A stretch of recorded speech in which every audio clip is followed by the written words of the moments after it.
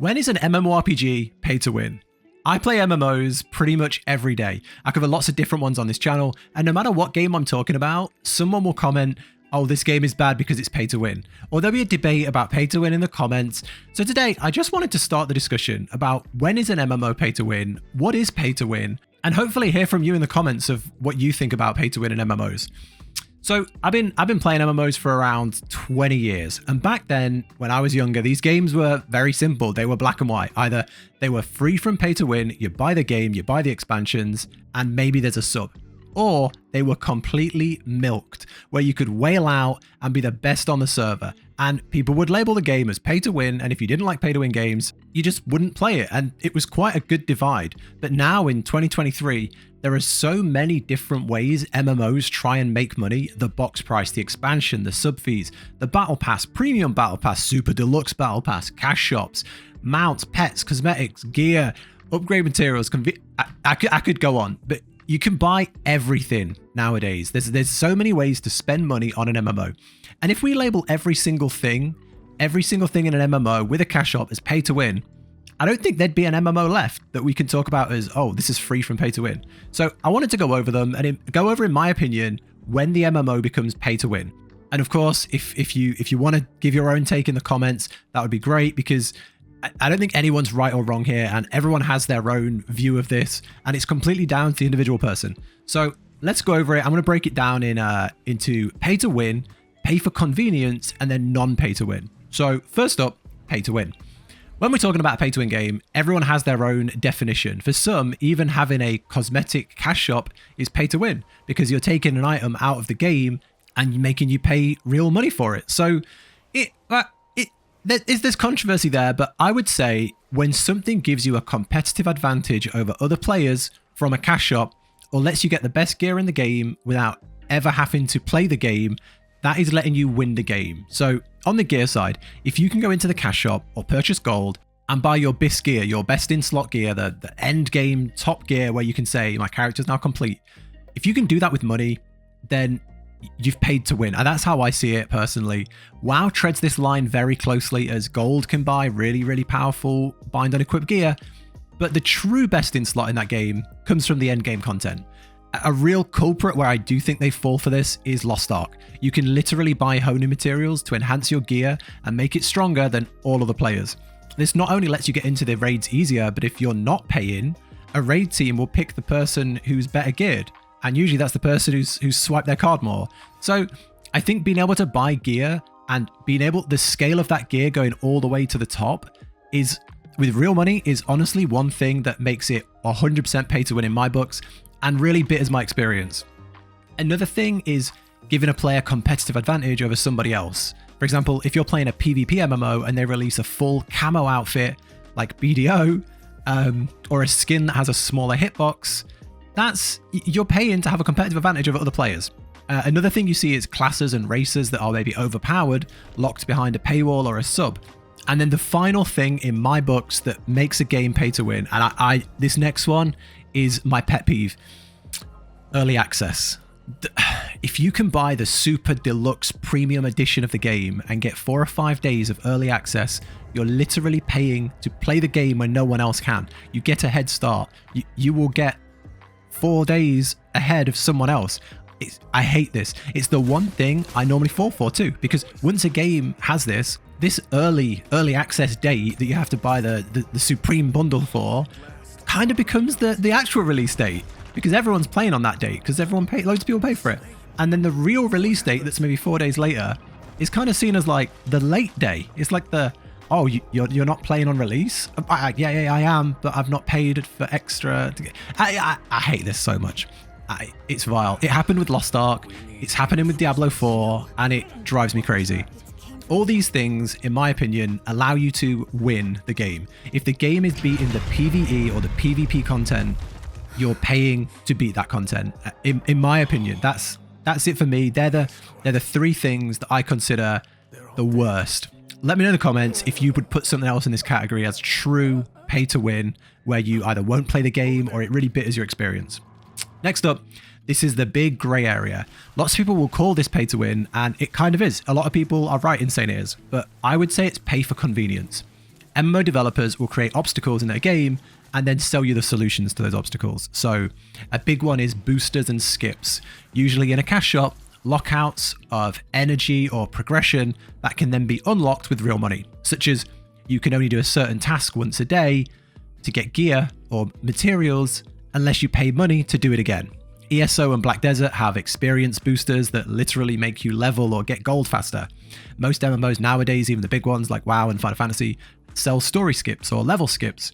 Technically, you're skipping and completing content faster than others, but it's a grey area of, are you winning? I don't know. It's strange. There's been level skips in World of Warcraft for years and people just accept it. They put a level skip in classic World of Warcraft and people went crazy. So it depends on the game, it depends on the community and the individual player. Non-mandatory subscriptions are another big one. Not many games nowadays have a full monthly subscription, but lots of games sell themselves as free with an option to subscribe. So it's like, oh no, our game's free. There is a subscription, but don't worry about it. But if you pay for the subscription, you have a vastly better experience than others. The worst culprit in my eyes is ESO. Without a sub, you can't even store crafted items or play any of the expansions. And then once you pay for the sub, the world just opens up. You get everything, all the DLC, crafted storage, experience, gold boosts, and so much more. Star Wars: The Old Republic is a little like this as well. But yeah, these like premium free subs are rough. I think they're really rough in the grey area. There's a ton more examples of this. Final Fantasy have a motorbike in their cash shop that gives you like 10% extra travel speed. Black Desert has outfits on their store that give you buffs, like buy the fishing outfit and you get fishing experience faster. Buy these pets and you get all these other buffs. All of these paid to convenience items are so confusing and complex that if you're a free player, you're playing a completely different game to the guys wailing at 400% experience boost and 400% gold boost. You're in a different game. This whole like pay for convenience, it feels like you're just playing mobile games. You're seeing it in everything now. It's becoming so much more real and it's so much more normalized that you see it everywhere. But yeah, I don't think it's going anywhere anytime soon, and the grey area is getting stretched further and further. So let's move on. Non-pay to win. Finally, the things that I would say are not pay to win in any way. These things, there's still an argument that they shouldn't be in the game, but I would say you're not really winning from this. And this can be mounts, cosmetics, emotes, housing items, and other things that don't impact your power or growth in the game or ability over other players. I draw the line if, say, beating the final raid boss gave you a mount, and that same mount was added to the cash shop, but just cosmetic items in general are what they are. And there's a lot of things that we've put in like the pay for convenience that could maybe be say, oh, they're not pay to win. But it's you know, I think these are clear cut, not pay to win, in my opinion. So the final thing I want to say is, are cash shops a good thing? And I know the easy answer is no, but I think sometimes they are. And hear me out, you know, hear me out first. Okay, so free-to-play games, free-to-play MMOs are a beautiful thing. I think there are lots of people out there from low-income countries that can't afford a £60 game on release and subscriptions and expansions. They may be younger, they may be down on their luck, they may be from a poorer country. And these MMOs with all of these monetizations that are mandatory close out a lot of people. And then as well, just being free allows you to play all the time. An MMO is a virtual world, and having it as free, you can play whenever you want. You can jump in for 1 hour in 1 month and you don't have to pay a subscription just to get in that month. So I think having a free-to-play MMO is a great thing, but they need to be funded. They are hosting all these people and creating content in a continual service that they need to make money. And a great way to make money is a cash shop. Mounts and cosmetic stuff in a cash shop keeps the game running. It keeps the money coming in that can be reinvested on the MMO. And you want your MMO to do well. You want to log in a month and see new things. So you should expect some level of a cash shop. And I would say if a game is free, I am happy to buy stuff from the cash shop. If a game is completely free, I'm happy to buy a nice mount, buy a nice cosmetic. I want to support a game that I'm putting hundreds of hours into for free. Like Path of Exile has a bit of a weird payment model, but the game's so free and I've put so many hundreds of hours into it, I'll happily buy a few little cosmetics there because I want them to make more content. I want to see a Path of Exile too. So cash shops shouldn't always be demonized.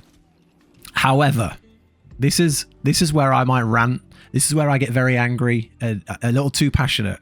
If you're paying a subscription, if you're playing a game like WoW or Final Fantasy 14, get that cash shop out of here. I play both WoW and Final Fantasy. They sell you the game, they sell you an expansion and a monthly fee. The companies are bringing in millions every month. Put the damn stuff in the game. Final Fantasy is currently in a bit of a content drought. The patch cycles have been extended. There's a bit of drama around the size of the patches and if there's enough stuff coming in these patches. But you know what content hasn't stopped coming? The Mog Station. We're getting a constant flow of store mounts, merch, emotes. You can't get enough of it. There's new store mounts every month. It's horrible. It's horrible. And WoW has been in the same situation. Last couple of years ago in Shadowlands, when the game was in a really bad place and all the players were leaving and rioting and saying how bad the game was, the mounts kept coming in the store and the players kicked off and went crazy. And I don't think they should be I don't think there should be a store in a subscription game because you're getting your money from the subs. So make the content. That's my view. This is just turned from a video into a rant. I don't know. I don't think players will ever agree on what is pay to win. And I don't think developers will ever stop thinking of new and smart ways to draw money out of people. But I wanted to make a video talking about it because people say nearly every game is pay to win. Every game is pay to win. And maybe they are. Maybe every MMO is pay to win and we're all just weirdos for playing them. But it's worth talking about. Hope you enjoyed this rambly video. These are all just my opinions. I'd love to hear what your opinions are in the comments. What's pay to win? Where do you draw the line? Is paying for things in a game good? Should every game have a sub? Should every game be free? What do we think? Let's talk about it. And if you want to have a proper discussion about anything MMO, I'll link my MMO Discord down below and you can come chat to more nerds like me. So that's it. Take care and I'll catch you in the next one.